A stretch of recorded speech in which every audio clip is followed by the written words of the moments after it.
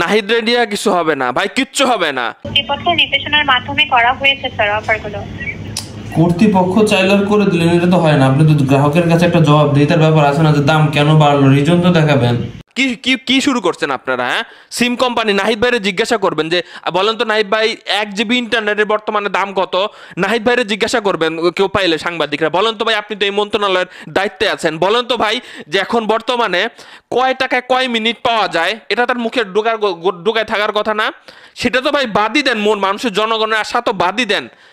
মানে আমরা চাইছিলাম যে আমার সিমের টাকায় মেয়াদ থাকবে কেন, সেটা বাদই দেন, আপনি বাদ দেন। আমি আপনাদেরকে বাস্তব এখন একটা প্রমাণ দেখাইতেছে, দেখেন মানে কি শুরু করছে কি দেখেন। আপনারা জানেন যে কয়েকদিন আগে ভ্যাট বাড়ানো হয়েছিল কল রেটের উপরে, সেটা প্রত্যাহার করা হয়েছে, খুব ভালো, খুব খুশি হয়েছি যে আপনারা দাম আপাতত বাড়াইতেছেন না। কিন্তু কি ভোগিচগি হচ্ছে ভাই, দেখেন আমি আপনাদেরকে প্রমাণ সহ দেখাচ্ছি।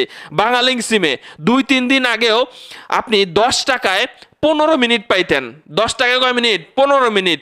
আজকে আমি কিনতে যা দেখলাম যে 10 টাকায় 10 মিনিট পাওয়া যাচ্ছে। আমি কল দিলাম কাস্টমার কেয়ারে, কি রে ভাই কি ব্যাপার, কি দাম বাড়াইলে কেন?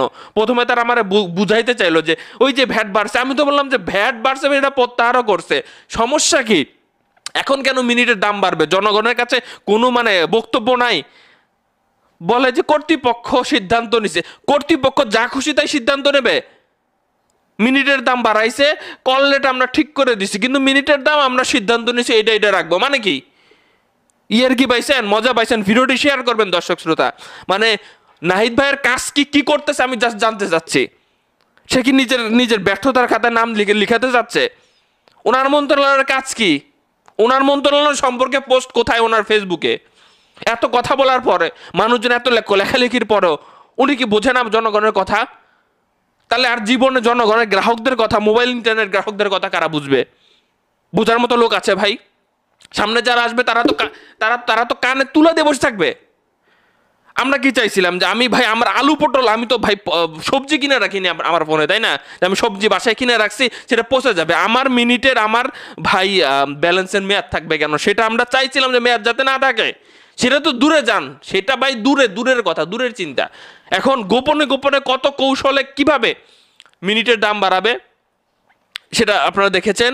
ইন্টারনেটের দাম তো ধরাছোঁয়ার বাইরে।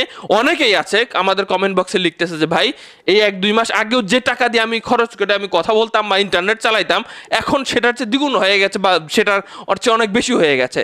দেখার কেউ নাই এই সেক্টরটা। উনি দেখে না, উনি জানে না, উনি জীবনে ভাই মনে ওই অ্যাপগুলো ইনস্টলও দেয় নাই সিম কোম্পানির, যে ভাই কোনটা কতটুকু কখন কি দাম বাড়াই দিতেছে, ধুমালছে যখন তখন যে কোনো প্যাকেজ দিতেছে ডিম দারাক্কা। ভাই ছোটোখাটো প্যাকেজ আপনি কিনতে গেলে কমপক্ষে এখন দেখা গেল যে 50 টাকার উপরে লেগে যায় ইন্টারনেট, মগের মূল্য হয়ে গেছে। ভাই না পারলে পথ ছেড়ে দেন, যারা পারবে তাদেরকে বসাইতে দেন। খুবই আশা ছিল যে আপনি আপাতত এই সেক্টরটার পলকে চলক দেখাইতো। আপনি কি করতেছেন? আপনার কোথায়? ইন্টারনেটের দাম কমাবেন, জনগণ আরও ইন্টারনেট চালানো শিখবে, ফ্রিল্যান্সিং করবে, মানুষজন ইন্টারনেটের দিক দিয়ে আগায় যাবে, দেশে রেমিটেন্স আসবে। মানে চিন্তা ভাবনা সেগুলো বাইরে। এই সেক্টরটার কোনো উন্নতি আমি দেখতেছি না, কোনো উন্নতি আমার চোখে পড়তেছে না।